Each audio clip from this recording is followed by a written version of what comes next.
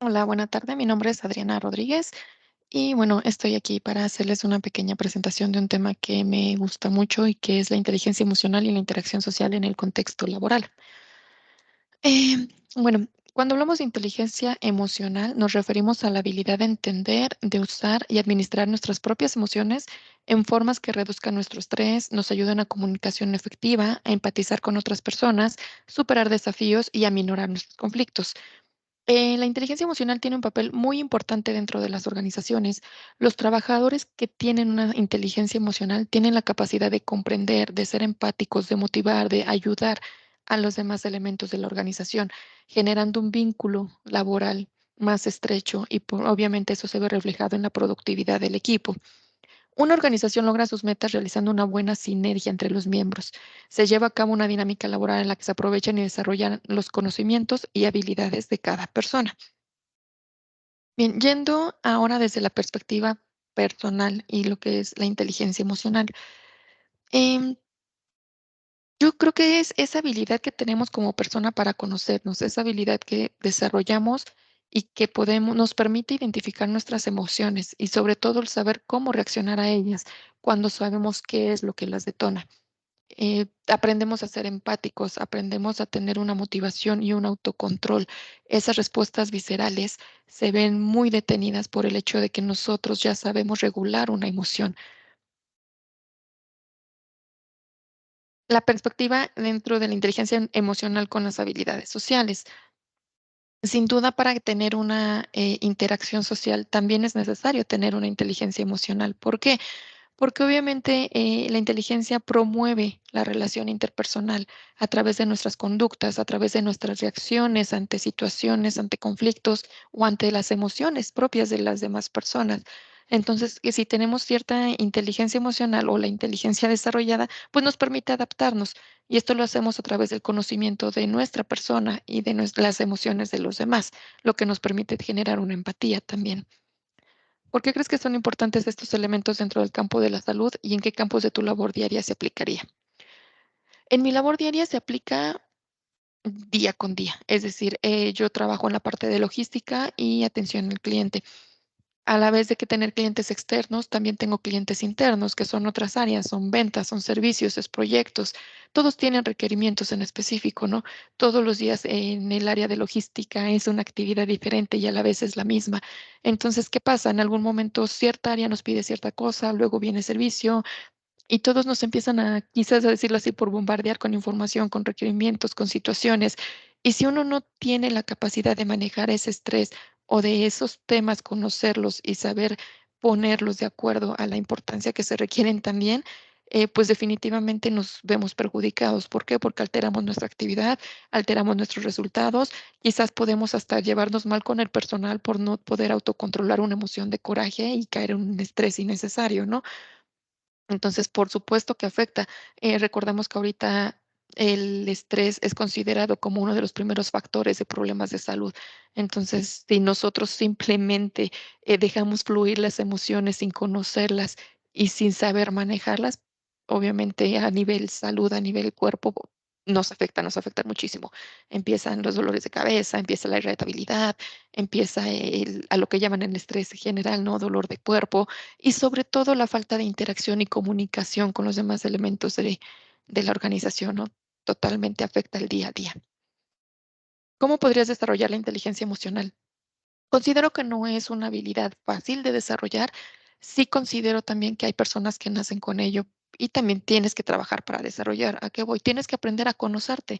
Yo sé que suena un poco repetitivo, pero es la verdad. Una vez que tenemos nuestras emociones identificadas, que conocemos qué es lo que las causa, pues es más fácil saber reaccionar ante ellas. Vuelvo al mismo ejemplo, si un área llega y me pide algo de una forma tal vez agresiva, bueno, yo voy a ser empático, a entender su situación, entender su estrés y voy a responder de manera adecuada, de acuerdo a un proceso o quizás a la situación en la que en ese momento se encuentra el proyecto. Entonces, es muy diferente, aunque si yo tampoco me conozco, pues voy a sentirlo como un ataque personal y claro que me voy a defender, ¿no? Y voy a generar un conflicto de va y viene de información y quizás de hasta malas respuestas en algún momento, ¿no? Entonces, es muy importante desarrollar el autoconocimiento. ¿Cómo? Si pasa algo de coraje, quizás es identificar por qué te enojó cierto comentario. Si pasa algo de que te estresa ciertas actividades, bueno, saber por qué te estresa. Quizás es porque las estás dejando de último momento, quizás necesitas más información, tienes que acudir a ayuda de alguien. El conocer realmente qué detona esas emociones nos va a ayudar mucho a saber cómo reaccionar ante ellas. Y esto ya nos va a permitir interactuar con los demás colaboradores, con las demás personas, no tanto en la organización, sino fuera de también con la familia, con los amigos. ¿Por qué? Porque vamos a saber ser empáticos, vamos a aprender a no juzgar, vamos a saber a aceptar los comentarios que nos den y tomarlos como una oportunidad, no como una agresión. ¿Cuáles crees que son las ventajas de aplicarla en el plano comunicacional? Creo que son muchas las ventajas que tienen, es decir, unas de esas son, permite la colaboración efectiva entre los miembros de la organización. Al desarrollar un autocontrol, siempre se va a pensar antes de actuar. Se reducen respuestas viscerales, precisamente por lo mismo, se superan problemas, se crean lazos más fuertes y se aprende a empatizar con los demás.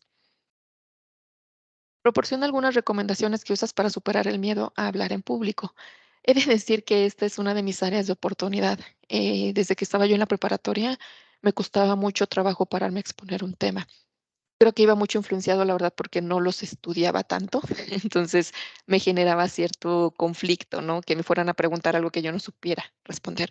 A pesar del tiempo, me di cuenta de que realmente es algo agradable en realidad, simplemente que tienes que seguir, pues, ciertos pasos, ¿no? ¿Y qué son estas recomendaciones precisamente? O sea, tienes que conocer el tema, tienes que investigar, tienes que crear material de apoyo. No puedes pararte enfrente de una persona a hablar de algo que ni siquiera conoces o que nada más leíste así de rápido. No se puede, no tenemos que creer en el tema, tenemos que creer lo que sabemos y con esa seguridad transmitir el mensaje a los demás, que es otro punto. Tienes que saber cuál es el mensaje que quieres transmitir. Entonces, antes de, a mí me funciona respirar, pensar en sobre el tema, el punto que quiero dar, mi objetivo, lo que busco y decirme, tú puedes y adelante. Parte del proceso también es estar preparados para cualquier imprevisto que pueda pasar. Es decir, puede suceder que en cierto momento la plática no se está yendo, la presentación no se está yendo hacia donde tú buscabas. ¿A qué voy? A que quizás alguien ya no está poniendo atención o que quizás te están preguntando cosas fuera de contexto. Pero tú como ya preparaste un tema, como tú ya investigaste, sabrás manejar esas situaciones. ¿Por qué? Porque si alguien no está prestando atención, pues a lo mejor dirigir la conversación hacia esa persona, ¿no? O sea, busca que regrese a ti, busca que regrese a la presentación que estás dando. Y si te preguntan algo fuera de contexto, quizás indagar un poco más en esa pregunta, que te va a llevar a ti a obtener la respuesta que necesitan. Y bueno, técnicas de respiración y relajación, pues, con el objetivo de que calmemos la ansiedad si es que la sientes. Y bueno, como conclusión, de todas las habilidades que puede poseer una persona, las emocionales y la conciencia son de las más importantes, pues será más sensible el impacto de tus palabras y acciones sobre los demás. Es importante no solo desarrollar la inteligencia cognitiva, sino es igual de importante que desarrolles una inteligencia emocional. Llevando el tema de la organización, el ser jefe o tener un puesto en donde tienes personal a tu cargo no necesariamente te convierte en un líder. ¿Por qué? Porque el liderazgo va más allá, es dirigir un equipo de trabajo. Se trata de tener habilidades necesarias que te permiten influir positivamente dentro del equipo y dentro de la organización. La inteligencia emocional es igual o más importante que el coeficiente intelectual. Y una frase que me gustó mucho y como dice Goleman, se contrata a los directores por su intelecto y su pericia empresarial y se les despide por su falta de inteligencia emocional. Totalmente de acuerdo con esta frase. Si no eres empático, si no sabes reaccionar a tus emociones, si eres una persona muy visceral, definitivamente no sabes crear un equipo de trabajo. Por consiguiente, el tener una meta va a ser muy complicado. Entonces, bueno, mi conclusión es esa. Al final, es igual de importante desarrollar una inteligencia cognitiva que tu inteligencia emocional. Bueno, pues muchas gracias y que tengan buena tarde.